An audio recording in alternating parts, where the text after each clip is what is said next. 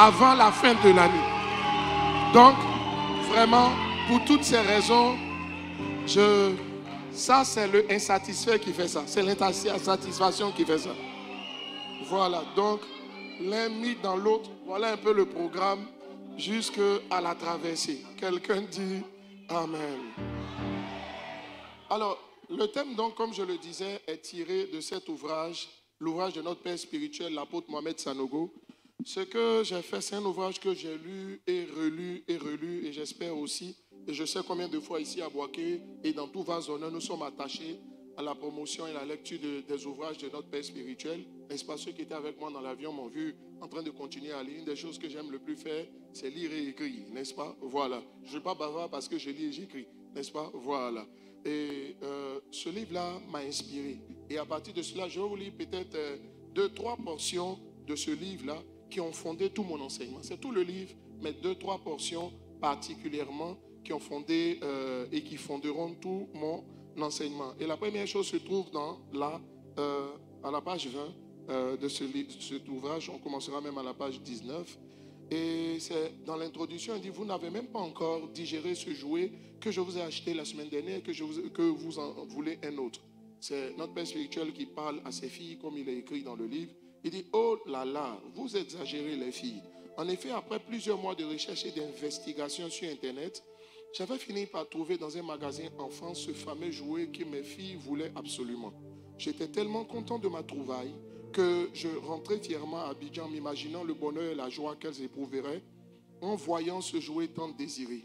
Elle fut très contente à mon grand plaisir, mais moins d'une semaine après, voilà encore mes 2 championnes avec une nouvelle demande. Elles venaient de voir dans un catalogue le jouet des jouets, le meilleur de tous naturellement. Et oui, lol, ainsi que sont les enfants, toujours insatisfaits ou avec des satisfactions de courte durée. Alors, les couleurs sont déjà annoncées. Plus tard, l'esprit me fit comprendre que cette insatisfaction n'est pas seulement l'apanage des enfants. En réalité, c'est un état qui ne quitte jamais l'homme. Pour certains, je suis à la page 20, le jouet de leur rêve est soit une embauche, soit une promotion, soit un poste de direction, pour enfin se muer en une quête effrénée de la richesse, de la célébrité ou encore d'amitié et de relations particulières. Je m'arrêterai là. On va aller encore ensuite à la page, n'est-ce pas, 88. Et l'auteur, notre père spirituel, l'apôtre, va dire ceci à la page 88, que la réponse de Jésus à ta soif, c'est la plénitude du Saint-Esprit. Alors, il y a un mot comme la soif qui est mentionné. Et il va continuer par dire à la dernière ligne, n'est-ce pas, de cette page 88, mais le don de Dieu à l'assoiffé, c'est le Saint-Esprit. Oui, le Saint-Esprit d'abord. Alors, j'aimerais que sur la base de ce passage, tu retiennes un peu la page 88 comme étant la base même de tout ce que je vais développer, avec en plus la portion de l'introduction que nous avons lue. Il raconte, notre père spirituel, combien ses filles voulaient un jouet, il achète le jouet, il s'est battu pour obtenir le jouet qui n'était pas facile à trouver. Il envoie le jouet, c'était le jouet qu'elle désirait le plus. Une semaine plus tard, c'est comme si elles sont rassasiées du jouet, elles veulent autre chose. Ça, c'est la dimension de l'insatisfaction ou la dimension de l'insatisfait. Alors, c'est quoi un insatisfait ou bien c'est qui un insatisfait? Je dirais qu'un insatisfait, c'est quelqu'un de mécontent, c'est quelqu'un de triste, de malheureux, parce qu'il n'a pas obtenu ce qu'il ou elle souhaitait. En fait, tu souhaites quelque chose, tu désires profondément, ardemment quelque chose, tu ne l'as pas obtenu. Soit il y a la pénurie de la chose, soit il y a la présence de la chose, mais en quantité insuffisante. Les deux situations créent des formes d'insatisfaction. Je suis insatisfait soit parce que je n'ai pas ce que je veux, soit parce que je l'ai, mais il ne me plaît pas comme ce que j'aurais voulu. Donc, il y a l'insatisfaction associée, je le dis, il faut retenir ces deux thèmes, à soit la pénurie, soit le manque. Le mot manque, je le définis comme étant une insuffisance. Quand je dis que quelque chose me manque, ça ne veut pas forcément dire que je n'ai pas la chose. Ça peut vouloir dire je n'ai pas la chose, donc pénurie, mais ça peut vouloir dire que la chose, la quantité, la proportion dans laquelle j'ai la chose ne me satisfait pas. Quelqu'un dit Amen. Et nous connaissons un chant qui dit par exemple intensifie ce feu. Ça dit que, ça veut dire que le feu est déjà là. Mais on a besoin de passer à un autre niveau.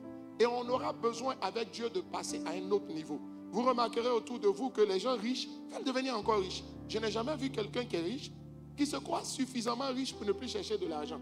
Ça veut dire que je n'ai jamais vu quelqu'un, n'est-ce pas, qui a des maisons, qui se croit suffisamment béni en termes immobiliers et qui ne veut plus de maison.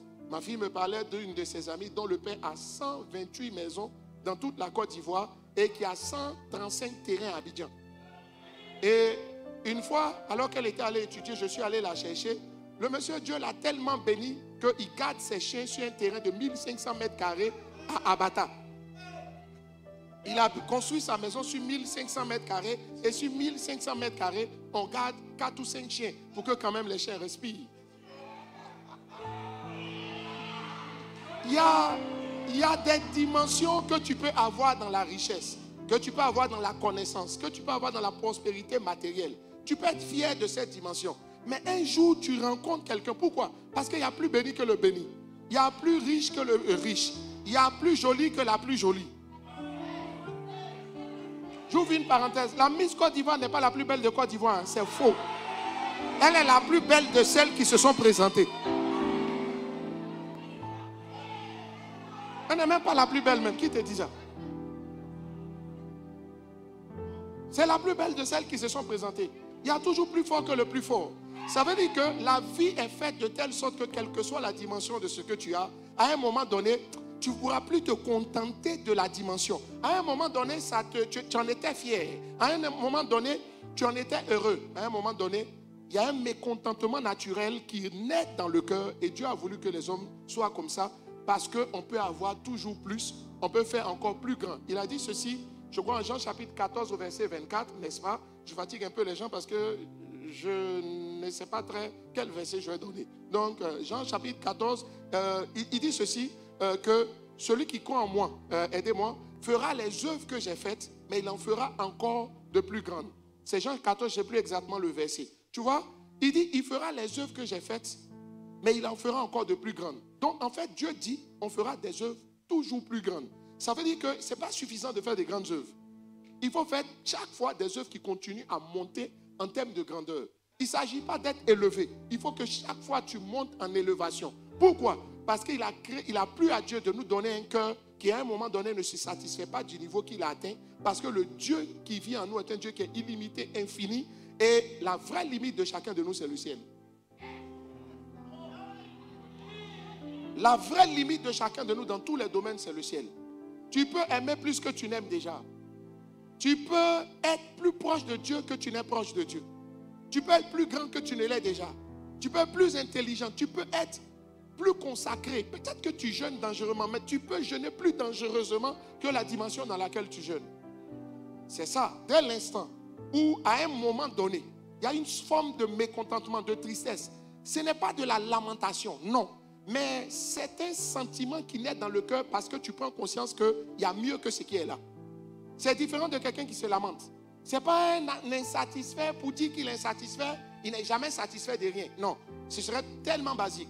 Mais l'insatisfaction dont on parle, c'est un sentiment légitime et normal que Dieu a mis dans le cœur de l'homme parce que Dieu est un Dieu illimité. La Bible dit, à celui qui peut, par la puissance qui agit en nous, Éphésiens chapitre 3, je crois au verset 20, faire infiniment au-delà de ce que nous pouvons penser ou imaginer. Ça veut dire quoi?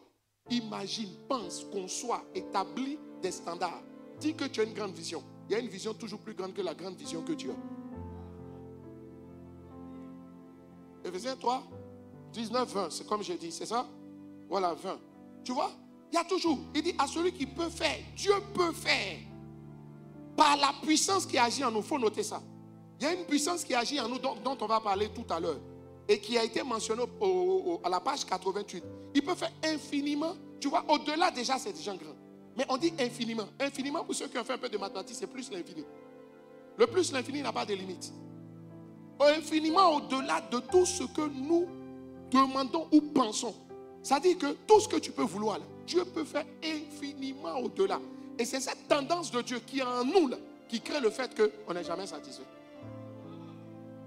Et généralement, on sent, quelquefois tu sens que tu atteins la limite dans la dimension de ce que tu manifestes. Mais de quelle façon? Chaque fois qu'il y a une forme de monotonie, chaque fois qu'il y a une forme de c'est bien, on bénit Dieu. Ce n'est pas que tu manques de contentement. Mais le contentement, c'est être content avec Dieu pour ce que Dieu a fait. Mais avoir la conscience que Dieu peut faire plus que ce qu'il a déjà fait. C'est de ça qu'il s'agit. Dès l'instant où vous commencez à vous satisfaire du niveau que vous avez, vous allez arrêter de progresser. Et le but, c'est que vous devez continuer à progresser. Le but, c'est que vous devez continuer à évoluer. Si ça va dans ton couple avec ta femme, ça peut aller mieux que le niveau où ça va. Je ne sais pas si tu me comprends. Et donc, il faut que tu puisses laisser le Saint-Esprit t'étirer au maximum jusqu'à ce que, et tu deviens comme un ressort. Tout reçoit ce qu'on appelle un coefficient d'élasticité. Mais nous sommes dans le spirituel des ressorts avec un coefficient d'élasticité qui est illimité. Ça veut dire, un ressort, si tu le tires, à un moment donné, il va se casser. Tu sais ça, non? Mais nous sommes des ressorts, tu nous tires. On ne se casse jamais. Tu sais pourquoi? Parce que même le monde dit que les génies, ce qu'on appelle les génies d'une discipline, c'est ceux qui ont utilisé ne serait-ce que 1% de leur capacité. 1%. 1%. Donc, imagine-toi les non-génies. Je ne parle pas des sorciers du village. Hein. Les non trop forts, les non-experts dans leur domaine. Peut-être c'est des poussières de capacité, 0,035. Il est dangereux dans son petit coin. Quelquefois, tu penses que tu es trop dangereux. Et puis un jour, tu vois que j'aime Internet pour ça. Avant, sans Internet, il y avait des champions locaux. Il y avait des gens qui étaient trop fiers de la dimension de Dieu en eux, là où ils étaient. Avec Internet, dans ton pays, tu sais ce qui se passe ailleurs. Donc si tu veux te jouer les dangereux, tu comprends qu'il y a quelqu'un qui est en train de dangereuser quelque part là-bas. Et puis tu comprends qu'il faut que tu montes ton niveau. Parce que Dieu n'en a pas encore fini avec toi. Je veux prendre une image dans la parole de Dieu qui nous aide à bien comprendre ça. Vous comprenez? Le roi, on le prend, on lui dit tire des flèches. Mais il lui dit tire des flèches sans lui dire combien de flèches. Il dit ouvre les fenêtres et tire des flèches. Il ne lui dit pas le nombre de flèches qu'il doit tirer. Et il tire 3. Et il lui dit, oh, si tu avais tiré 7, tu aurais battu tes ennemis 7 fois. Ça veut dire à la perfection. Ça veut dire quoi? Autant de fois tu aurais tiré, autant de fois Dieu est prêt. Dieu est plus près de toi que tu ne penses qu'il est prêt. Et la Bible dit, il y a un passage que j'aime bien, la Bible dit que les trônes, les souverainetés, les dominations, tout le monde ténébreux saura par l'Église la sagesse infiniment variée. Et la Bible dit aussi que la création attend un ardent désir, la révélation des fils de Dieu. Ça veut dire deux choses. Ça veut dire qu'il y a des gens que Dieu doit révéler. Dans des dimensions d'intimité, dans des dimensions de connaissance, dans des dimensions de richesse, dans des dimensions d'ingéniosité dans leur niveau, dans leur domaine, qui bouleversent l'intelligence et la conscience collective. Laisse-moi parler juste un peu de français. On va redescendre. Ça veut dire tout le monde, des gens au quartier, là, quand on les regarde, on le respecte. Mais parce qu'il évolue dans une dimension qui dépasse. Quelquefois, tu regardes un joueur, tu penses qu'il est fort. Il y a un autre joueur qui soit après lui. Et puis on dit, hein? Mais vous savez ce qui est bien? C'est qu'il n'y a pas qu'une seule personne en toi. Il y a plusieurs personnes en toi qui est la forme révisée de qui tu es. Dieu peut t'emmener à des niveaux auxquels tu n'as pas soif. Et il crée ce sentiment dans ton cœur au travers de l'insatisfaction. Quelqu'un dit amen. Donc, un insatisfait, c'est quelqu'un à qui quelque chose manque. C'est ça un insatisfait. Bien sûr, dans la suite de mon développement, le but c'est de savoir qu'est-ce qui doit te manquer. Mais s'il vous plaît, je ne serai pas long. Je vais essayer de ne pas être long ce soir, il est déjà tard. Mais un insatisfait, c'est quelqu'un à qui quelque chose manque. Donc ça veut dire qu'un insatisfait, c'est celui qui a une soif non comblée. Il a une soif qui est non encore comblée ou encore une soif insuffisamment comblée. C'est ça un insatisfait. Tout à l'heure, après mon développement, je donnerai une autre définition de l'insatisfait, mais qui s'appuie sur ce que je dis. Si tu t'assois que quelque chose, ça dit, tu as un manque dans le cœur, tu as une soif qui est non comblée, tu es un insatisfait. Tu peux être insatisfait d'argent, tu peux être insatisfait de renommée, tu peux être insatisfait de bonheur, mais vous tous ici, que tu le veuilles ou pas, vous tous êtes insatisfaits. Chacun de nous, même moi le prédicateur, chacun de nous est insatisfait de quelque chose. Si je posais la question, d'autres sont malheureusement insatisfaits d'habits. Il y a d'autres, certaines autres sont insatisfaites de beauté. Il y a d'autres, si elles avaient l'argent, elles avaient fait BBL. C'est pour ça que Dieu n'a pas encore permis que tu aies l'argent.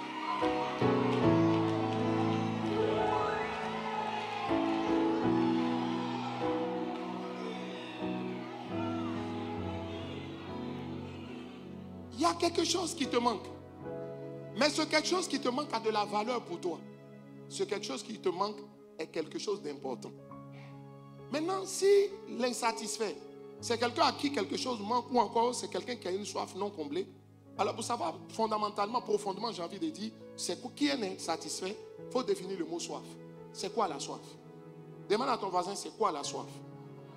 La soif, c'est un désir intérieur intense. Si ce n'est pas intense au point de faire brûler ton cœur, ce n'est pas une soif. Quand quelqu'un dit la soif, là, c'est que peut-être que sa gorge est sèche jusqu'à... Il a marché, le soleil l'a patara, l'a chicoté jusqu'à un certain moment. Il a envie de boire. Quand il voit une bouteille d'eau, tu vois, le désir intérieur. Si tu le vois, tu ne vas pas savoir qu'il a soif. Est-ce qu'on reconnaît quelqu'un qui a soif sur son visage? Donc le désir est intérieur. Ça veut dire que c'est un désir qui est à l'intérieur de toi. Tu peux rire les gens. Mais toi seul, tu sais que ton cœur brûle pour quelque chose qui te manque. Mais il y a quelque chose dans ton cœur qui te manque. C'est un désir intense. Un besoin intense. Mais non seulement il y a l'intensité qui caractérise le désir, mais la deuxième qualité, c'est que c'est un besoin urgent. C'est comme si dans ton cœur, ça ne peut pas attendre. C'est maintenant que Dieu doit te donner. C'est maintenant que Dieu doit le faire. Et puis ça te fait paraître un peu comme impatient devant Dieu. Ça te fait paraître comme impatient. Donc c'est un besoin intense, c'est un besoin urgent. Maintenant ce besoin-là, il est tellement intense et urgent à tes yeux qu'il va te pousser à chercher ce qui te manque pour combler le vide qui est dans ton cœur. Ça veut dire quoi? Ça veut dire qu'en fait, quand quelqu'un a une soif, il a un besoin de combler le vide qui est dans son cœur. Ça veut dire que le moteur de toute recherche, c'est la soif. Je répète, tu n'as pas bien compris. Ce qui déclenche une recherche dans la vie de quelqu'un, c'est la soif. C'est-à-dire le manque. C'est quelqu'un qui pense qu'il n'a pas beaucoup d'argent, ou bien qui n'a pas suffisamment d'argent, qui n'a pas d'argent, qui se lance à la recherche de l'argent. Tant qu'il n'y a pas de soif, il n'y a pas de recherche. Donc ça veut dire que si la recherche est faible, c'est parce que la soif est faible. Si quelqu'un ne prie pas beaucoup, c'est parce qu'il n'a pas trop soif de Dieu. C'est tout. Ce que je dis là, il ne faut pas t'en faire. Quel que soit le niveau, nous tous on va se comprendre. Mais la même chose, j'ai dit ça 5 fois pour que tout le monde comprenne. J'ai dit, le moteur de toute recherche dans la vie de quelqu'un, c'est la soif. Et la soif traduit un besoin intérieur qui est urgent.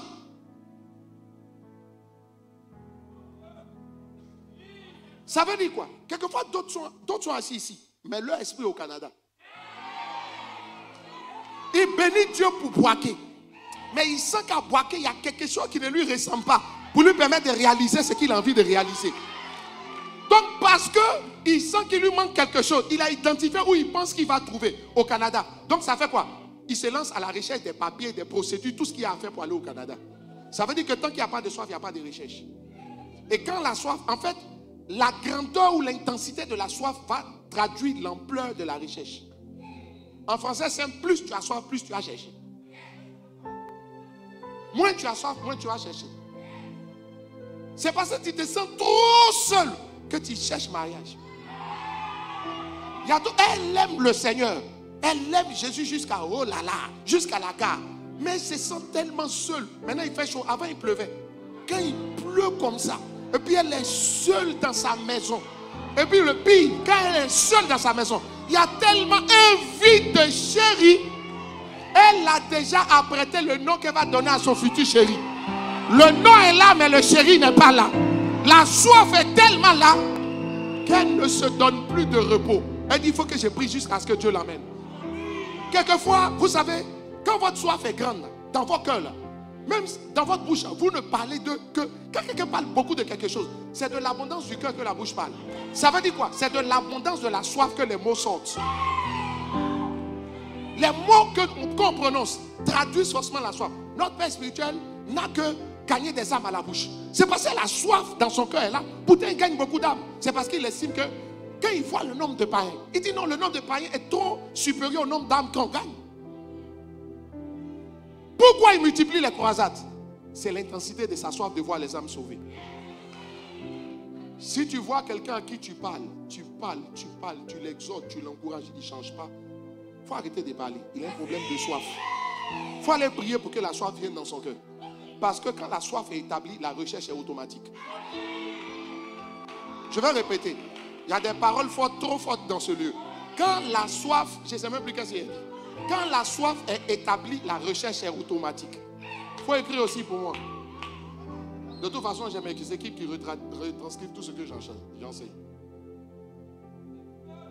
Quand quelqu'un ne vient pas beaucoup à l'église, c'est parce qu'on est obligé de t'exhorter pour que tu viennes au culte de semaine. Et quand tu viens au culte, tu attireras la montre, tu dis le pasteur il est bien, mais il a duré des... Tu vois, c'est pas ta soif. David dit, je suis dans la joie. Quand on dit allons à la maison du Seigneur, il dit 1 heure dans ses pavis vaut mieux que 1000 ailleurs. Ça veut dire quoi? Sa soif de la présence de Dieu était tellement intense qu'il ne voyait pas dans quel autre endroit il pouvait se trouver pour être heureux si ce n'était dans la présence de Dieu. Voilà le problème. Ça veut dire que nous, on se donne beaucoup plus d'énergie pour parler aux gens. Il faut parler aux gens. Mais quelquefois, leur problème, c'est la soif. Et la Bible a dit que celui qui a soif vienne aux eaux. Ça veut dire quoi? Celui qui a soif là, on comble sa soif de manière spirituelle. Et quelquefois, pour que la soif s'établisse dans le cœur de quelqu'un, il faut aller prier pour lui. Un pasteur qui n'évangélise pas beaucoup n'a pas la soif de voir les âmes sauvées. C'est tout.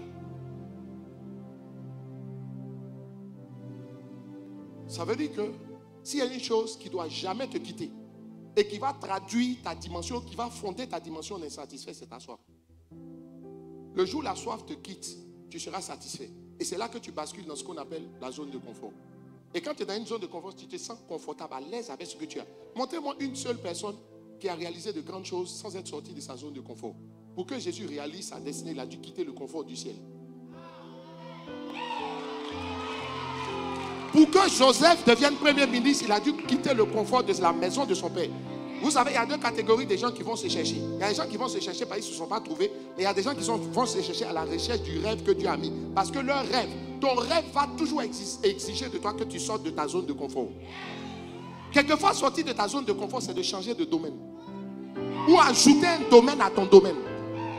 Un pasteur, il n'y a jamais personne que Dieu a appelé seulement pour prophétiser. Il n'y a jamais personne que Dieu a appelé seulement à prêcher. Tous les 5 ministères sont dans nos corps. Mais il y a juste que quelqu'un, il y a un ministère qui se manifeste plus que d'autres. Il faut sortir de ta zone de confort de prédicateur pour devenir un homme de l'esprit. Sors de ta zone de confort d'homme de l'esprit pour devenir un chanteur. Ah! Quand j'écoute votre pasteur, il a le chant en lui. Je ne sais même pas pourquoi il n'a pas encore sorti d'album. Es-tu insatisfait? Que Dieu comme ta soif. Au nom de Jolie.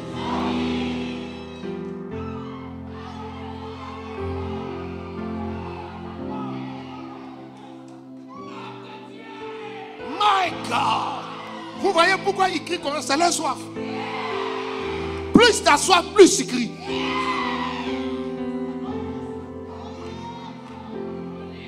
Je n'ai jamais vu quelqu'un qui a soif, on dit un assoiffé. Je n'ai jamais vu un assoiffé qui n'est pas passionné. Ouh.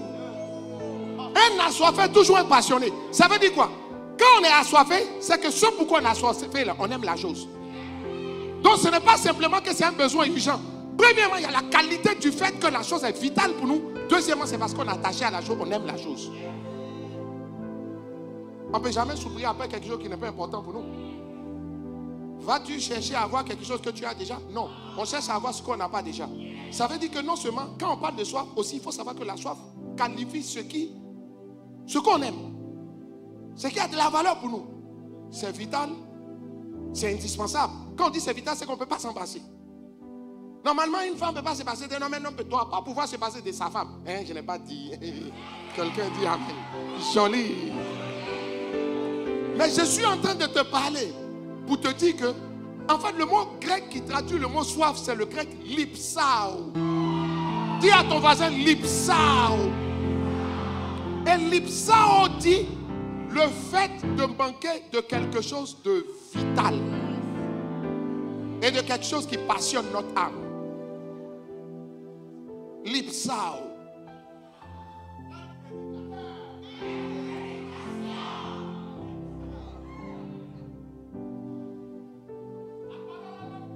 Ce de quoi tu as soif là. Moi-même, ça me plaît. Ce que beaucoup ne savent pas, c'est quand j'ai parti dans ma chambre, j'allais réécouter. Si tu penses que j'ai écrit quelque chose, ce sont des versets seulement.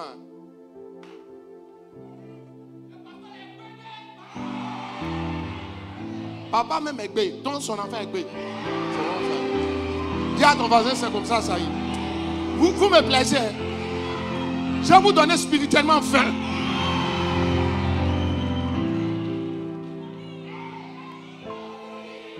L'ipsao traduit deux choses, la privation et le manque. Mais la privation et le manque de quelque chose, ou l'insuffisance de quelque chose qui est vital. C'est-à-dire on ne peut pas se passer. Et ça traduit le manque ou la privation de quelque chose qu'on aime. Ça veut dire quoi? On ne peut pas être assoiffé de ce qu'on n'aime pas. Ça veut dire qu'on ne peut pas traiter la dimension de l'assoiffé sans parler de l'amour. C'est pour ça qu'un assoiffé est un amoureux. Parce qu'il est amoureux, il est assoiffé de ce dont il est amoureux qui lui fait défaut. C'est ça un assoiffé. Chers amis, une des choses, sinon la principale chose que la chute de l'homme dans le jardin d'Éden a fait, c'est que la chute de l'homme a changé, a détourné l'homme de son vrai besoin et donc de sa vraie soif. La conséquence majeure de la chute, suis-moi bien, on a beau dire, on dit qu'il y a des conséquences, mais la conséquence des conséquences de la chute de l'homme à Éden, Adam et Ève, ça dit qu'elles ont chuté à Éden en désobéissant à Dieu. Là. La chute a eu pour conséquence de détourner l'homme de son vrai besoin, donc de sa vraie soif. Parce qu'une soif est un besoin. C'est un besoin vital que je n'arrive pas à combler. C'est ça. Vous savez ce qui va se passer? Quand Adam et Ève ont péché, ils ont été chassés du jardin. Or, dans le jardin, qu'est-ce qui se passait? Chaque soir, Dieu les visitait. Ça veut dire que ce qu'ils avaient dans le jardin, c'était la présence. Quand ils sont sortis du jardin, ils ont perdu la présence. Ça veut dire quoi? La soif, la chute a détourné l'homme du besoin de la présence de Dieu et a amené l'homme sur d'autres besoins qui ne sont pas les besoins primordiaux. Quoique important. C'est ça. Ça veut dire qu'Adam et Ève, là, Adam et Ève, vous remarquez, à Éden, ils n'avaient pas besoin de travailler pour manger. Ils n'avaient pas besoin de travailler pour s'habiller. La seule chose dont ils avaient besoin, c'est la présence de Dieu. La seule chose, c'est d'entretenir le jardin. Je m'en vais vous dire une chose. La conséquence de la chute, ça a détourné l'homme de sa vraie soif. Et l'homme pense que son vrai besoin, c'est le besoin de réussir. L'homme pense que son vrai besoin, c'est le besoin de devenir riche. L'homme pense que son vrai besoin, vous savez, dans la vie, là, quand vous n'avez pas ce que vous voulez, vous essayez de combler ce qui vous manque par quelque chose d'autre, qui va devenir ce qu'on appelle en français un palliatif, quelque chose qui va remplacer. Ça veut dire quoi? Ça veut dire que si quelqu'un pense qu'il n'a pas ce qu'il veut, parce qu'il ne peut pas se laisser être malheureux sans rien, il y a un vide dans son cœur qui va chercher à combler. Chaque fois que quelqu'un ressent un vide, il va chercher à le combler d'une manière ou d'une autre. Mais le problème, c'est que la plupart des gens qui essaient de combler les vides dans leur cœur ont malheureusement la tendance à le combler le vide par quelque chose qu'il ne faut pas. Et donc, au lieu d'améliorer leur situation, ils amplifient ou ils empirent leur situation. Satan a eu l'homme parce qu'en faisant chuter l'homme, ce que Satan voulait, ce n'est pas faire chuter l'homme pour le faire chuter. Parce que Satan savait que le départ de l'homme du jardin, Éden est le symbole de la présence de Dieu. Ce que Satan ne recherche plus dans ta vie, qu'est-ce qu'il va faire ton mariage? Lui, il a un esprit, il va faire quoi un mariage? Lui, il a un esprit, il va faire quoi ta voiture? Tu as déjà vu une voiture qui se balade seule, comme ici, à Dubaï? Non, ça existe à Dubaï. Et puis aux États-Unis. Sinon, vraie voiture, tu ne vois pas voiture. Aujourd'hui, avec l'intelligence artificielle, une voiture peut rouler sans qu'on ne voit. En 2011, par là, j'ai vu, non, un peu plus bas même. 2009, j'ai vu à Dubaï une voiture qui sortait à Abu Dhabi. J'ai dit, et qu'elle a son sorcier. Aujourd'hui, c'est plus sorcellerie. Mais en temps normal, Satan va faire quoi ta voiture? Va faire quoi ton mari? Va faire quoi ton argent? Ce après quoi Satan est dans nos villes, ne vous trompez pas. Ce n'est pas nos biens matériels. C'est la présence de Dieu. C'est comme, vous savez, si tu as une carte bancaire, ce n'est pas ta carte bancaire qui fait ta richesse, c'est le compte auquel c'est attaché. Et c'est l'argent qui est sur ta carte. Si quelqu'un voit ta carte qui n'a pas l'argent, il t'a fait quoi? C'est comme si les gens ne se rendent pas compte de ce qui crée tout ce dont on a besoin. Et ils confondent ce qui crée l'argent avec l'argent. Je vais vous poser une question. Est-ce que l'odeur de la sauce, c'est la sauce?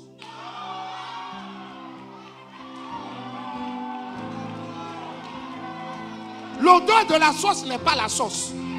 Ça veut dire, l'odeur de la sauce, c'est la conséquence de la préparation de la sauce. Ce n'est pas la sauce elle-même. Personne ne peut se satisfaire de l'odeur de la sauce. Mais Satan nous a dit qu'on peut laisser la sauce, qui est la présence de Dieu, et puis on peut se satisfaire d'autres choses. L'argent, la richesse. Mais tout à l'heure, je vous ai dit, l'argent peut te permettre d'être très bien habillé. Mais si tu es bien habillé, que tu as un problème moral, ton habit en était tiré. Donc il te contrôle toujours. Si tu as l'argent, tu peux acheter les meilleurs repas, mais si tu n'as pas l'appétit, tu fais quoi? Si tu ne trouves pas le sommeil, tu fais quoi? La chute a emmené l'homme à laisser la présence de Dieu pour penser que les dérivés ou ce que engendre la présence de Dieu est plus important ou aussi important que la présence de Dieu. Donc tu as des gens dont l'objectif principal devient la richesse. Devenir riche. Il y a des gens dont l'objectif devient devenir célèbre. Il y a des gens dont l'objectif devient la popularité. Il y a des gens dont l'objectif devient de posséder la chose. La chute a détourné l'homme de Dieu pour orienter l'homme de Dieu. Je n'ai pas dit l'homme de Dieu. Ça a détourné l'homme, l'être humain de Dieu, pour amener l'être humain sur les choses que Dieu donne. Parce que, tu sais, si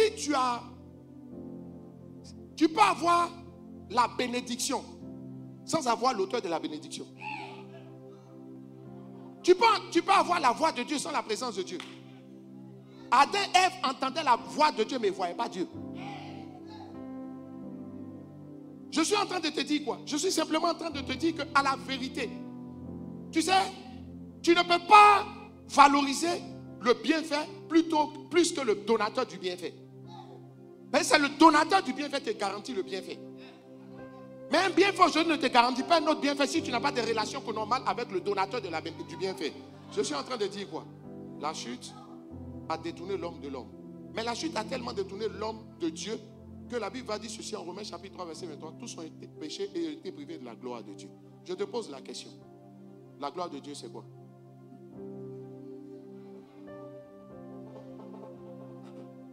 La gloire de Dieu c'est quoi? Définition. La gloire de Dieu c'est quoi? Moïse dit à Dieu, fais-moi voir ta gloire.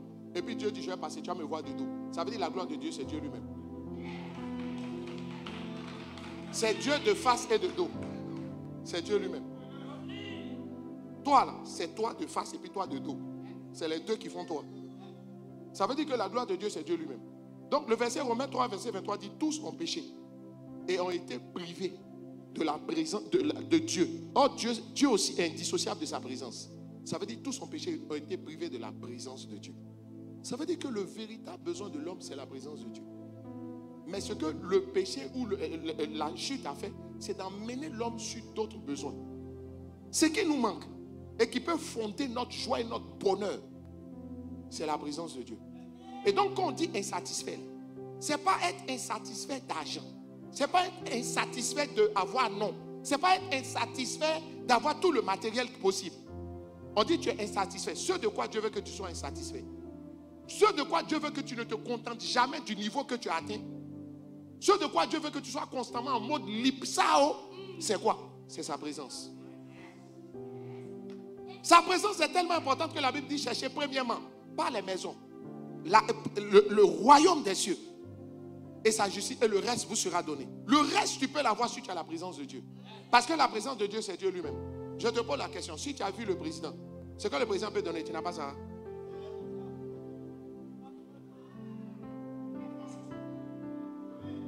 Et nos pères spirituels, notre Père spirituel nous enseigne. C'est ça leur vie.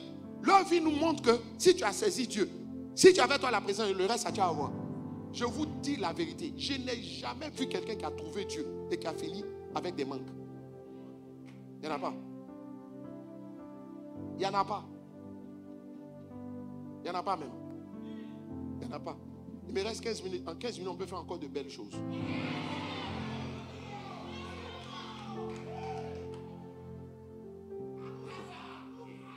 Vous savez quoi? Donc, l'homme a perdu la présence de Dieu. Et ce que Dieu veut, ce après quoi Dieu veut qu'on court là, Écoute-moi. Regarde, tous les besoins que tu as dans ton cœur qui sont non comblés, là, ces besoins-là ne sont pas réels. Mais ces besoins sont simplement révélateurs. Ça vient te montrer que en fait, tu as un besoin que tu ne sais pas. Et ce besoin que tu ne sais pas, là, c'est Dieu.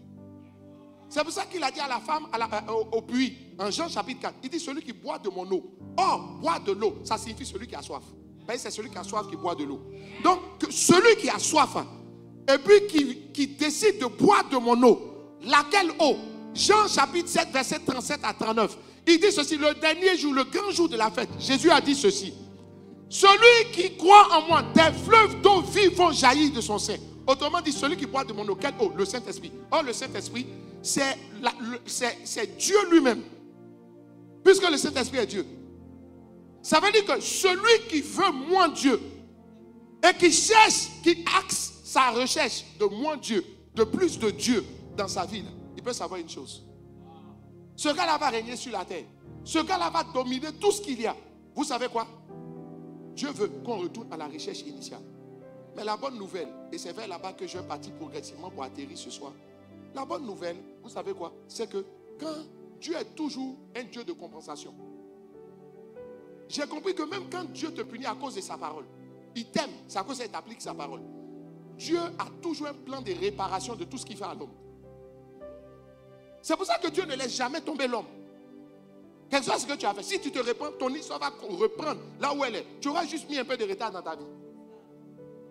Et le retard là aussi, ça sert à quoi d'avoir le bac après la 7e tentative? Quand tu n'as pas fait, tu ne sautes pas. C'est-à-dire que tu as été retardé. Tes camarades qui ont eu bac, eux, ils sont en terminale, ils sont en médecine, 7e année. C'est maintenant toi, tu n'as pas. Ta barbe est déjà sortie. Tes mollets sont déjà devenus durs. D'autres pensent à se marier. Et puis toi, tu es au quartier. Tes paquets sont devenus endurcis.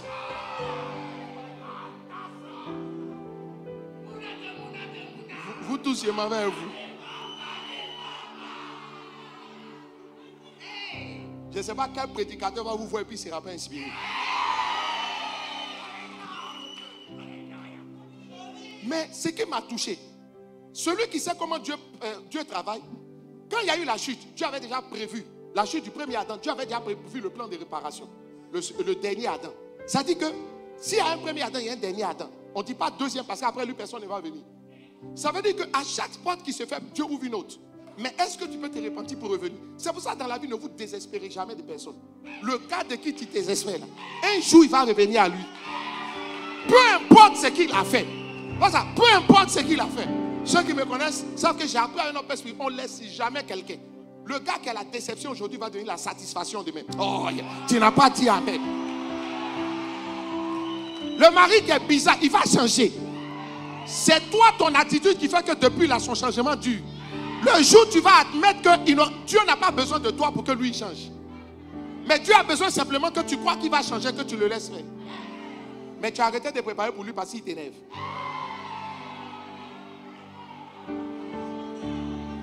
C'est vrai, il fait de vilaines choses, mais il ne doit pas faire de vilaines choses. Mais tu as arrêté de préparer. C'est à cause de ça, depuis, il n'a pas encore changé.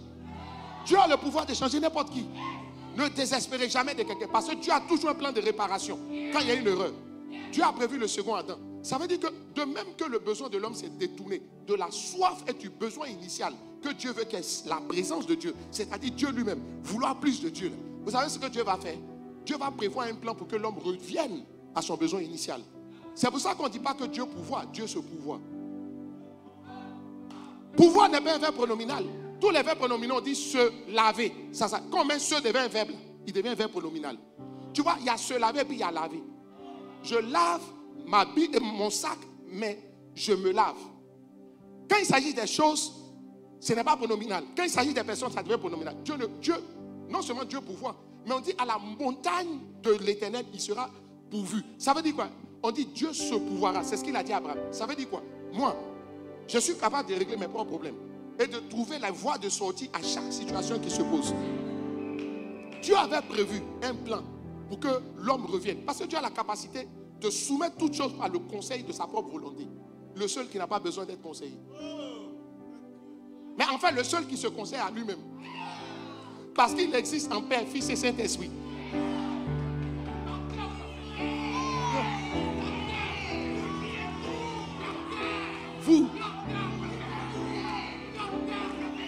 Je suis mal fan de vous. Joli.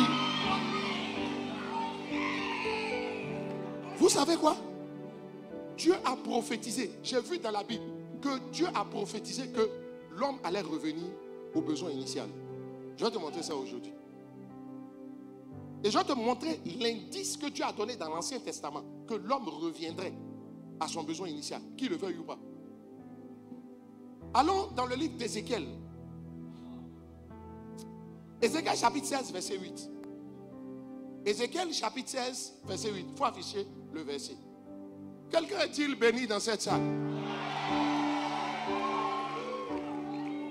Salomon n'a pas cherché l'argent. Salomon a cherché Dieu. Il a fini l'argent. Ruth n'a pas cherché Marie. Elle a cherché à travailler dans la plantation de Boaz. Synonyme du chrétien qui fait l'œuvre de Dieu. Elle a eu, donc elle a cherché Dieu. Je sais pas si chercher Dieu, c'est porter les fardeaux de Dieu. J'arrive tout à l'heure. Tu vois, et elle a eu Marie. Elle allait chercher, elle était préoccupée par travailler dans la vigne, dans le champ de Dieu. Elle a eu Marie. Toi, tu cherches Marie, tu n'as pas Marie. Elle a cherché Dieu, elle a Marie. On dit tout près n'est pas loin, mais avec Dieu, tout près est loin. Dieu fait sortir Israël d'Égypte, il y a le chemin court. Dieu dit non, vous allez prendre, vous ne prenez pas le détour, vous allez prendre le chemin qui semble plus long. Entre toi et puis le mariage. Tu sais, entre toi et le mariage, Dieu s'est mis lui-même. Tu n'as pas compris? Entre toi et puis ce que tu cherches, Dieu lui-même. Viens, pas ça, viens. Pasteur, viens. Pasteur Philippe, j'ai failli dire. Viens, fils, mets-toi au milieu. Voilà. Supposons que moi, Pasteur Chalatue, ce que je veux là, c'est Pasteur Philippe. Mais entre moi et ce que je veux là, Dieu s'est mis lui-même. C'est parce qu'on dit nul ne part au Père que par moi. C'est ce que Jésus a dit. Nul ne part à ce qu'il cherche que par Dieu. Tu ne vas pas partir au mariage sans passer par Dieu, par la présence de Dieu. Tu ne vas pas partir au voyage sans passer par la présence de Dieu. Tu ne vas pas partir à la santé sans passer à la présence de Dieu. Parce que c'est la présence de Dieu qui crée le mariage. C'est la présence de Dieu qui crée... Je vais t'aider. C'est pour ça que la Bible dit en Luc chapitre 11 au verset 13. Il dit, déjà au verset 11, il dit, vous qui êtes mauvais là, quand vos enfants demandent du pain, vous leur donnez du pain. Quand ils demandent du poisson, vous leur donnez du poisson, vous ne donnez pas autre chose. Quand ils demandent œuf, vous donnez œuf, vous ne donnez pas serpent. Mais il dit, vous qui êtes mauvais, verset 13, affiche le verset. Si vous savez donner de bonnes choses à vos enfants, à combien plus forte raison Dieu donnerait-il le Saint-Esprit? Oh, le Saint-Esprit, c'est Dieu lui-même. Ça veut dire que entre toi et ton besoin, il y a le Saint-Esprit, il y a la présence de Dieu. Si tu vas à ton besoin par la présence de Dieu, tu auras ton besoin. Mais si tu veux partir à ton besoin sans passer par le Saint-Esprit, là, tu vas rencontrer les démons. Tu vas rencontrer l'opposition.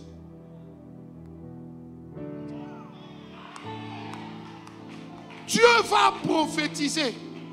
En Ézéchiel au chapitre, on va aller vite. En Ézéchiel chapitre 16 au verset 8, Dieu va prophétiser quelque chose d'extraordinaire. Je l'ai découvert ici à Boaké même tout à l'heure.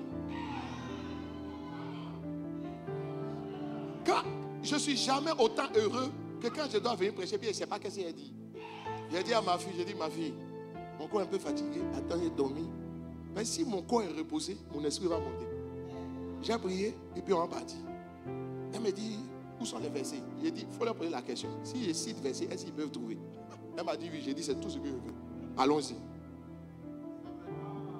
Ce que je te prêche, je n'ai pas encore prêché quelque part. Et puis je n'ai rien préparé.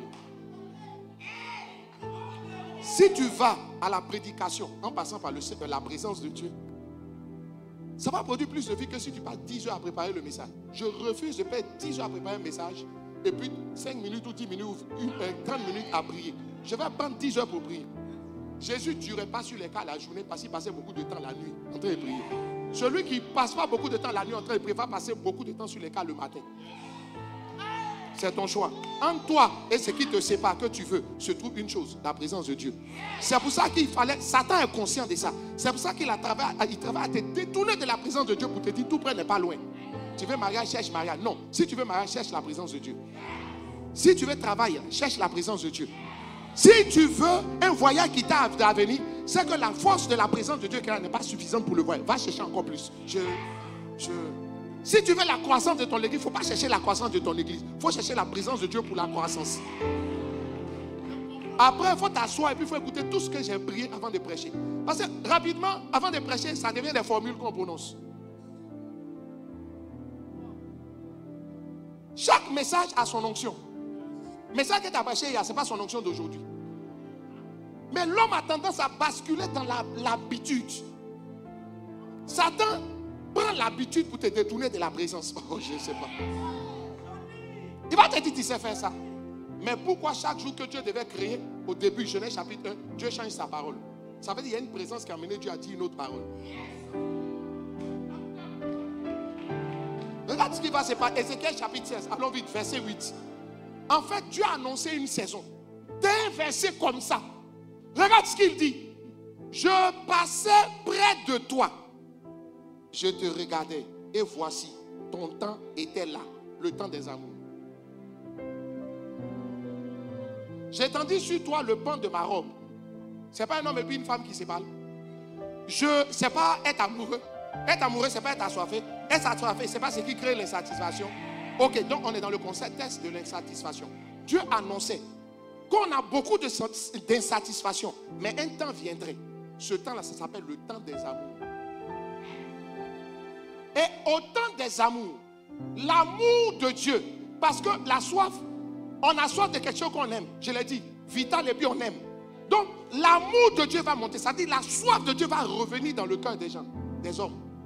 Dieu dit, une saison arriverait. Comme la saison des pluies. Tout le monde sait qu'il y aura saison des pluies, saison sèche. Dieu a dit, s'il y a eu la saison où le cœur de l'homme s'est détourné de la présence pour chercher les choses, un autre temps viendra, un temps prophétique, où les hommes retourneront à la soif de la présence. Et maintenant, la question que je me pose, c'est comment savoir si ce temps est arrivé ou pas? Oh, oh, oh. Je te donne 2 versets et puis on va s'arrêter parce que je sais que tu habites loin. Peut-être tu habites vers Aouniansou, c'est loin d'ici. Donne-moi un quartier, Dar es Salaam, c'est loin d'ici. Oui, là, voilà tout ce que tu dis. Maman, mon épouse a grandi ici. Donc quand j'ai dit viens à Boaké comme ça, elle est contente. Elle-même, elle est venue. J'ai dit oui, c'est toi qui es venu, pas moi, c'est toi.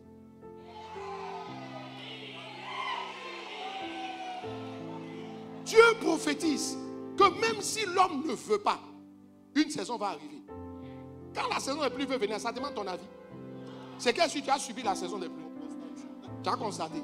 À moins d'être un sorcier qui bloque la pluie. Mais même les sorciers qui bloquent la pluie, ils n'ont jamais empêché une saison de pluie de venir. Ils vont diminuer le nombre de pluies, mais ils peuvent empêcher. Et puis, même sont des petits. Ouf. Tu sais quoi? Dieu dit, il y a un temps qui va venir où l'homme va l'aimer forcer.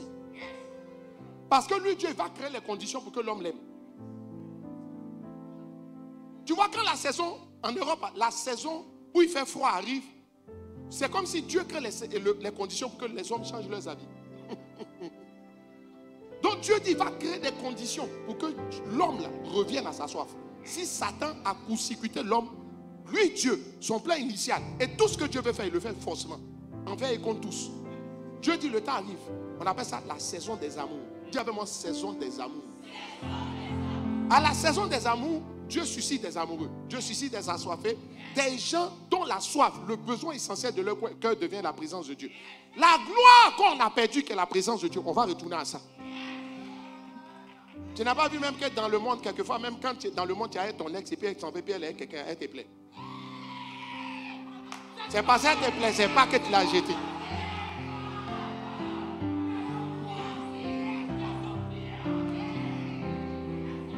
Donc vous n'êtes pas fâchés, hein, les gens, c'est pas mauvais. Dieu dit, quand cette saison arriverait, c'est là qu'on, comme David, on va dire, oh Dieu, tu es mon Dieu, mon âme a soif de toi. Psaume 42, verset 2 à 3. Psaume 61, verset 1. Il dit comme une biche. Psaume 42, verset 2 ou 3. Il dit comme une biche soupire après les courants de mon âme a soif de toi. Ça veut dire quoi? Dieu dit la saison viendrait où l'âme de l'homme, ce qu'on va aimer, notre soif redeviendra Dieu.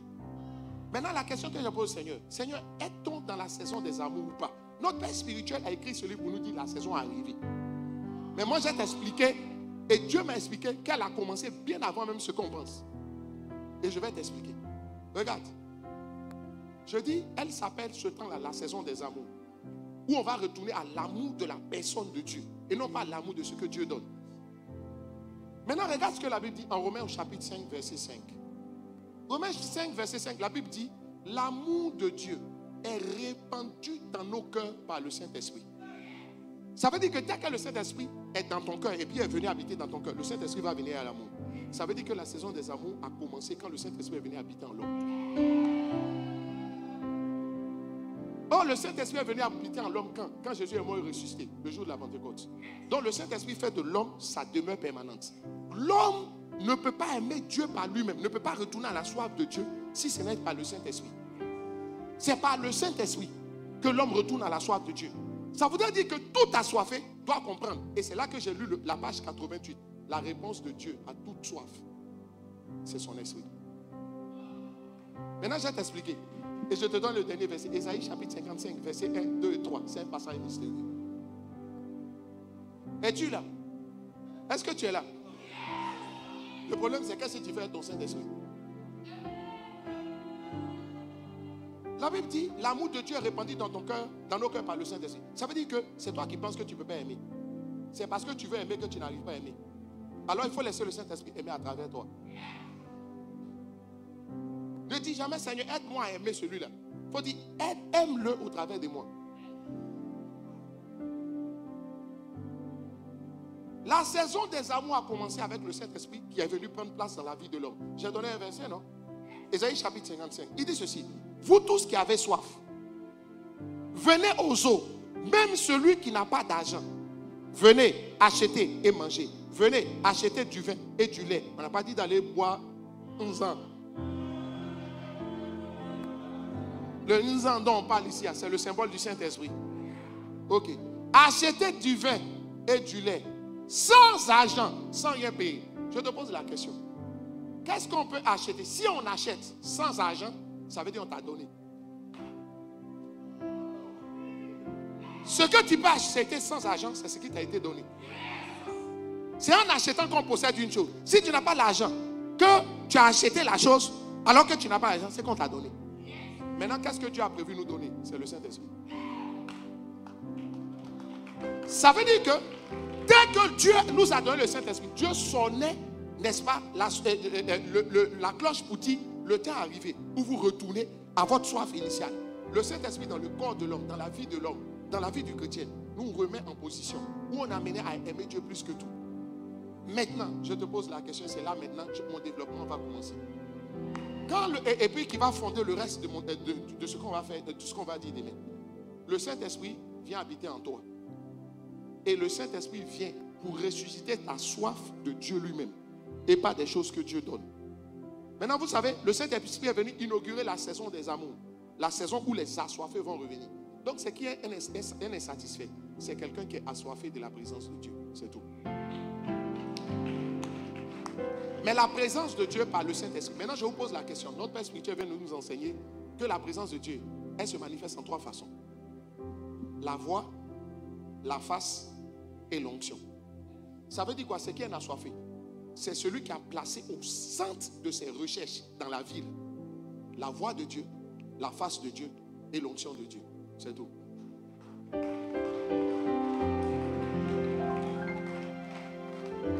C'est ça un assoiffé. Ça dit, ça soit, puis il se dit, quand on parle de la face de Dieu, c'est la ressemblance. Vous savez, ma mère avait l'habitude, dans les AKM dit ça. On dit, on met son enfant au monde, mais on ne met pas son cœur au monde. Avec Dieu, l'enfant que tu as mis au monde, tu mets son cœur au monde. Ça veut dire quoi? Dieu n'a pas engendré quelqu'un qui n'a pas son cœur. Mais tu as ton téléphone qui a des fonctions que tu n'as pas utilisées. Est-ce que ça veut dire qu'il n'y a pas ces fonctions dans ton téléphone? Normalement, la clé de ma voiture peut faire démarrer ma voiture sans que je n'ai besoin de conduire. Mais on est à Abidjan. Je n'ai pas. Donc, j'ai dit, attends, maman, il a attrapé le volant. Je n'utilise pas la fonction. Et la fonction est incluse dans la voiture. Toutes les fonctions de ton téléphone, tu utilises. Je vais t'expliquer une chose. L'assoiffé, c'est celui-là qui sait que la face de Dieu, c'est ressembler à Dieu. Or, pour ressembler à Dieu, il faut avoir le cœur de Dieu. C'est quelqu'un qui a placé au centre de ses richesses. Il se dit, il faut que j'ai le cœur de Dieu. Et il travaille à ce que le cœur de Dieu soit bâti en lui. C'est quoi le cœur de Dieu? Demain, je t'explique. Et c'est là que je vais t'expliquer le mystère. Je vais vous choquer. Mais le cœur de Dieu, ce n'est pas un cœur parfait, c'est un cœur sincère. Dieu ne cherche pas des gens parfaits. Dieu cherche des gens sincères. C'est pourquoi David, même qui a chuté Bathsheba, on dit c'est l'homme selon mon cœur. Je n'ai pas d'aller chuter. Ça veut dire que Dieu préfère. Le cœur de Dieu, c'est un cœur sincère, ce n'est pas un cœur parfait.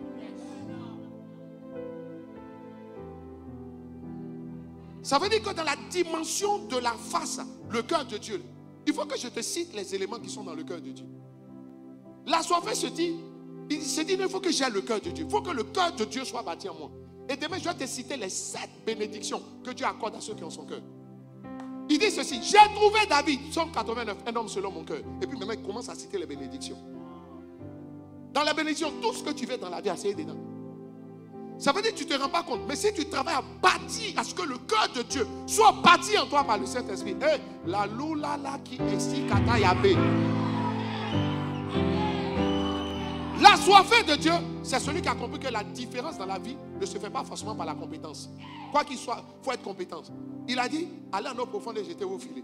Les disciples savaient jeter un filet, mais ils ne savaient pas où jeter le filet. Sinon, tu sais prêcher, hein? Mais vous n'avez pas vu, il y a des gars qui prennent mieux que toi, mais son n'est pas plus grande que toi. Ce n'est pas là où ton intelligence, ta compétence t'a conduit. La compétence intervient quand la voix a fini de parler. La compétence ne vient pas avant la voix, elle vient après la voix. Parce que la compétence est au service de la voix. Si Jésus l'a dit, allez en eau profonde, jetez le filet ici, et qu'ils sont compétents, qu'ils ont jeté le filet ailleurs, ça va marcher. Tous les pécheurs, c'est qu'on pêche la nuit. Ils ont pêché la nuit, poteau. Ils ont pêché le matin, ça job. Pourquoi? La différence, la voix est passée. C'est ça la soifée. Il sait que son succès là, est attaché à la voix de Dieu. Le mari que tu cherches là, quelquefois tu dis j'ai trop prié, mais la voix t'a conduit où? La voix de Dieu a conduit Ruth dans le champ de Boaz. Parce que c'est là-bas, il y a un mari. Je ne sais pas combien de fois elle a jeûné et elle a prié. Demain, je vais t'expliquer que les gens ne se rendent pas compte que en fait, ce n'est pas les gens qui prient beaucoup que Dieu bénit plus. Mais tu vois, tu ne peux pas aimer Dieu sans prier beaucoup. Mais ce n'est pas parce que tu as prié beaucoup. Et puis même le service. Est-ce que tu sais que tu peux servir quelqu'un que tu n'aimes pas?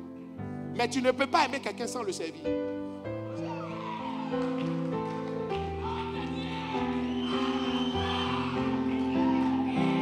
Tu peux servir quelqu'un sans l'aimer. Pas il te donne le jet dont tu as besoin pour t'occuper de ta famille. Mais tu sais quoi? Si tu aimes quelqu'un, tu vas le servir. Mais tu peux servir quelqu'un sans l'aimer. Ça veut dire que aimer quelqu'un, c'est la garantie du service. Beaucoup de ceux qui servent Dieu par nécessité, par devoir.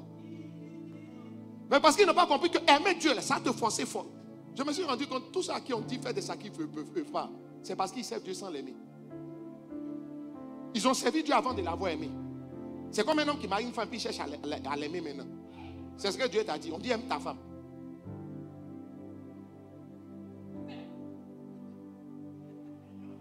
De tous les gens que vous êtes les meilleurs.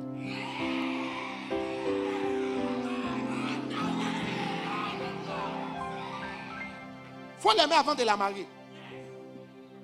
Parce que si tu l'aimes, tu vas la supporter. Mais tu peux la supporter sans l'aimer. C'est les gens qui te supportent jusqu'à puis ils te laissent. Mais quand quelqu'un t'aime et puis il te supporte, il ne te laisse jamais. Même quand tu fais des choses qu'il n'aime pas. Il n'y a pas une seule personne qui va te satisfaire totalement, sauf Dieu.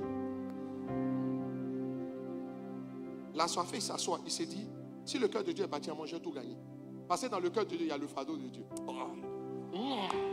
Il y a la voix de Dieu, puis maintenant il y a l'onction. L'onction est tellement importante. Ces derniers temps, comme notre père spirituel parlait d'onction, il y a deux semaines, je suis allé prêcher. L'évangéliste Jacques Amefsan m'a invité. Quand je suis parti, comme c'était un thème sur l'onction, je lui ai dit dans 3 semaines, par la grâce de Dieu. Tu vois, comme j'ai cherché la présence, avant j'écrivais. J'ai écrit 15 livres, j'ai commencé en 2015. 15 livres en 10 ans. Mais quand je suis allé chercher la présence, avant d'écrire,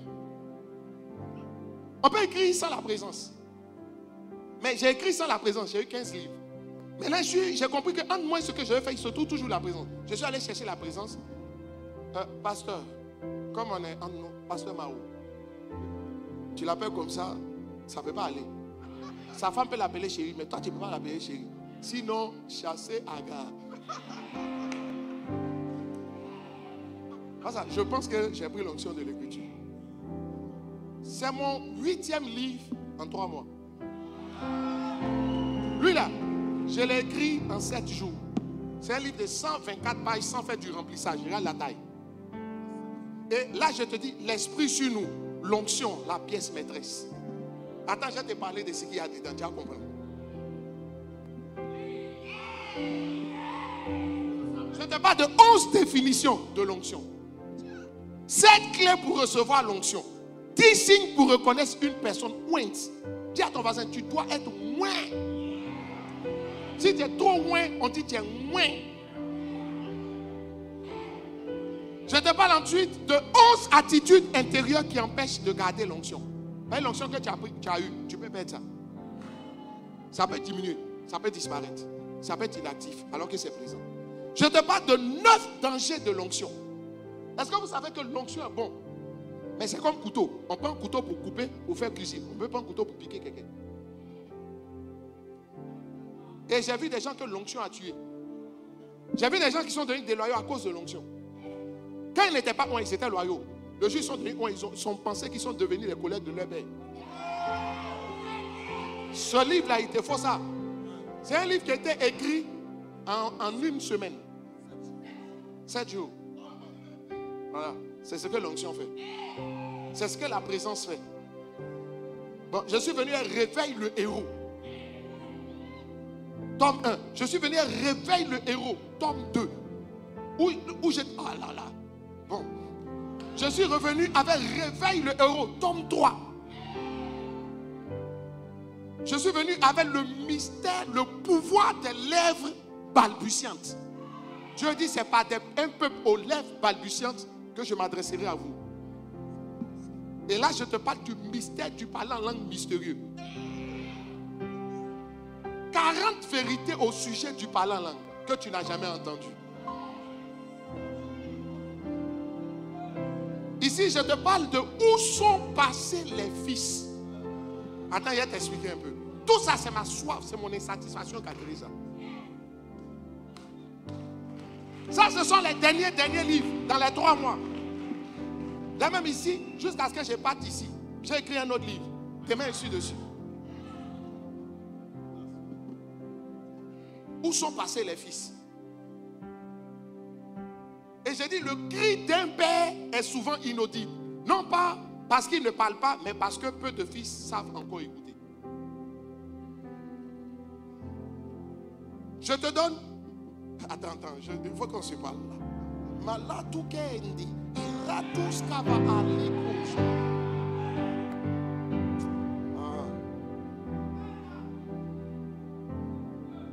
Yahweh, Rapha, Elohim, Shaddai,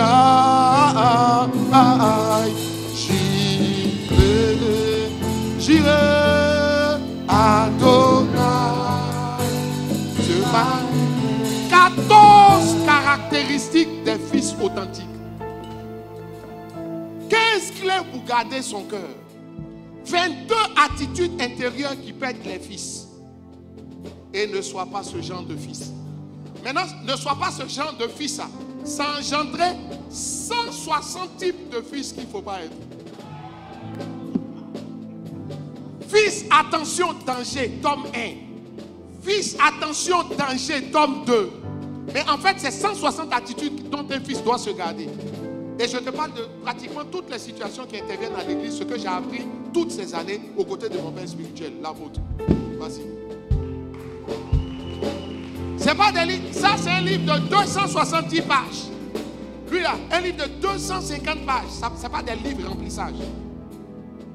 C'est pas parce que je suis trop fort, mais je vais te montrer en toi, quand tu retournes à la soif, à la bonne insatisfaction, qui est la présence de Dieu, tu deviens terrible. Tu deviens something else. C'est là où on dit, mais tu es quitté là-bas ou bien? Oui, ça te fait quitter quelque part. Je m'arrête ici pour ce soir. Yahweh, Yahweh, Rapha, Elohim.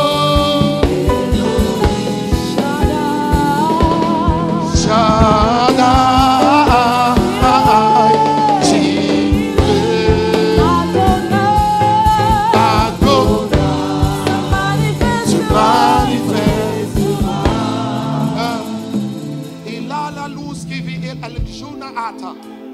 Je vais te poser une question. Qui veut s'aimer? Est-ce qu'il y a des enveloppes? Faut envoyer des enveloppes. J'ai besoin de 10 personnes.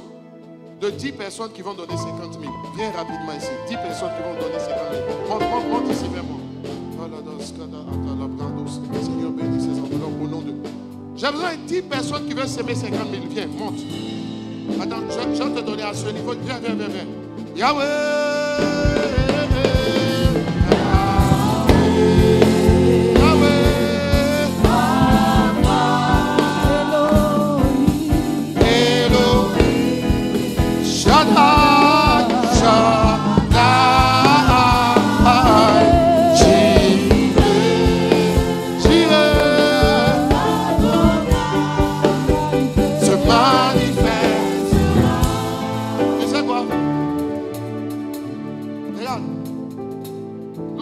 Mariés là, il faut nous demander qu'est-ce qu'on a dû s'aimer.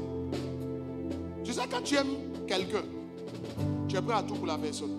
Quelque part, ce n'est pas que tu as, hein, mais c'est comme si tu étais un peu, je n'ai pas envie de dire un peu bête. En fait, c'est une bonne bête quoi. Ça dit, tu es un peu bizarre, mais en fait, tu ne calcules pas. Et ton amour surpasse tout. Ce n'est pas que tu as, mais je veux que tu viennes dans la foi. Viens encore. Viens prendre l'enveloppe par rapport aux 50 000. Yahweh,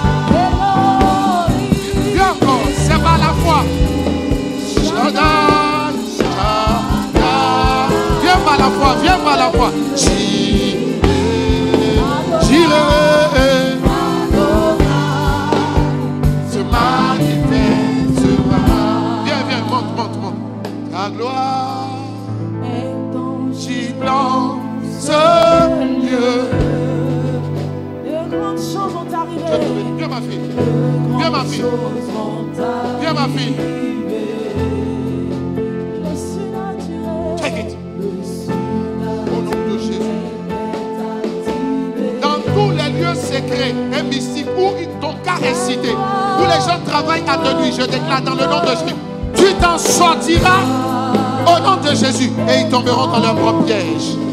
Quand j'y lance de grandes choses vont arriver. De grandes choses vont arriver. Ton miracle ne t'échappera pas. Viens encore par la foi. Viens par la foi. Par la foi. Viens par la foi. Les dernières enveloppes. J'ai besoin de 5 personnes.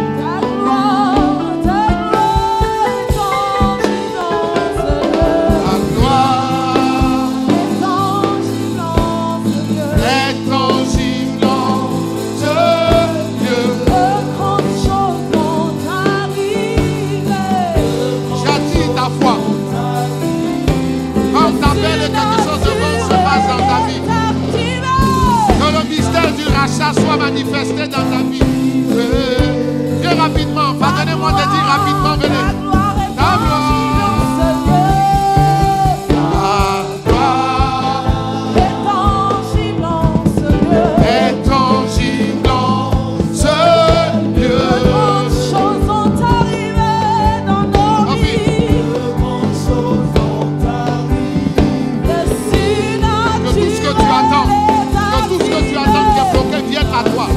Relâche dans ta vie la grâce pour recevoir ce qui est à toi et ce qui est bloqué au nom de Jésus.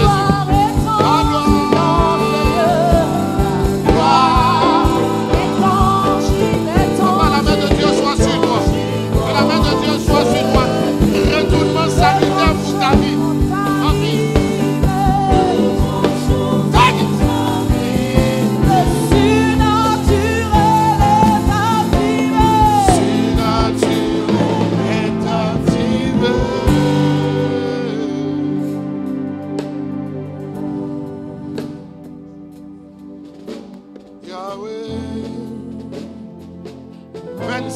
semer entre 25 000 et 50 000.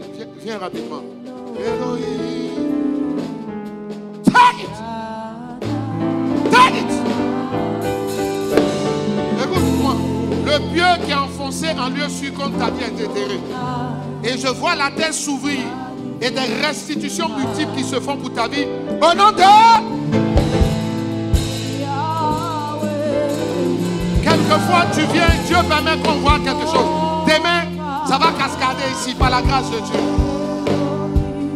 Elohim.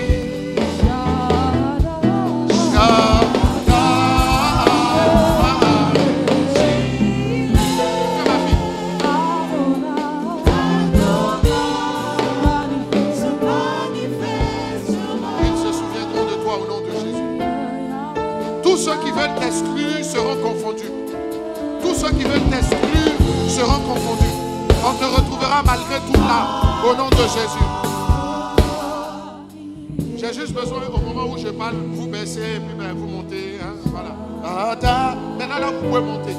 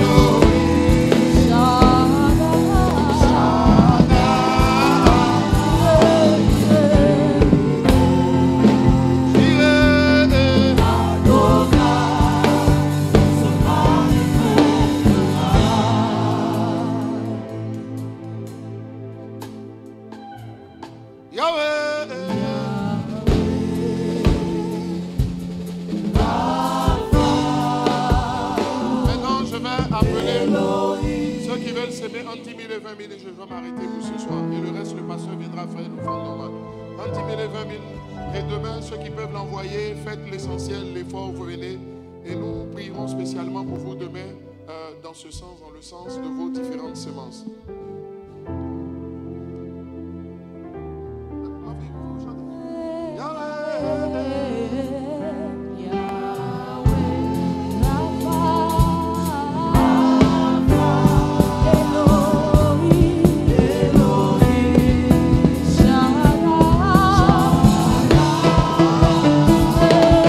Que Dieu te rende plus grand. Que le Seigneur te fasse des surprises.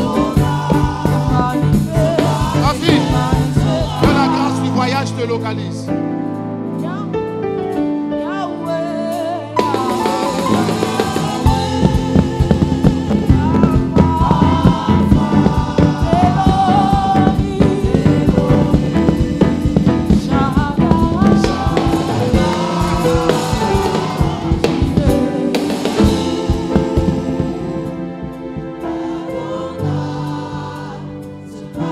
Que Dieu te décharge de tous tes fardeaux. Bénisse de bénédictions matérielles, financières, bénédictions d'en bas, mais bénédictions d'en haut. C'est étrange. Je vois deux anges qui viennent chacun te donner, remettre quelque chose. Et leur apparence est différente. Je demandais à l'esprit de quoi il s'agit. Il dit bénédiction matérielle, bénédiction spirituelle. Take it!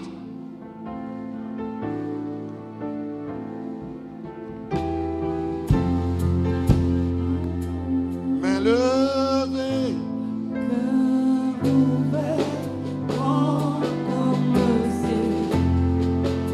Élevons plus haut, élevons plus haut,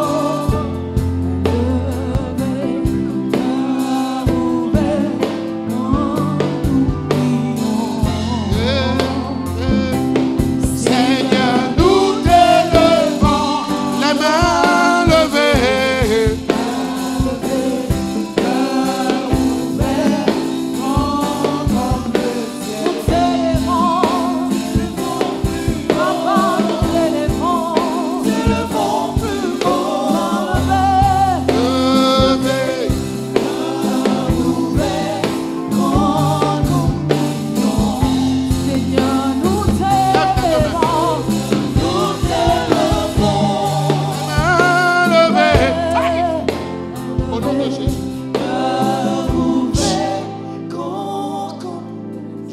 esprit comme un contentieux. C'est comme un palabre. Il y a deux groupes qui sont là, ils sont en train de se battre, ils sont en train de discuter, le ton monte. Et il y a un groupe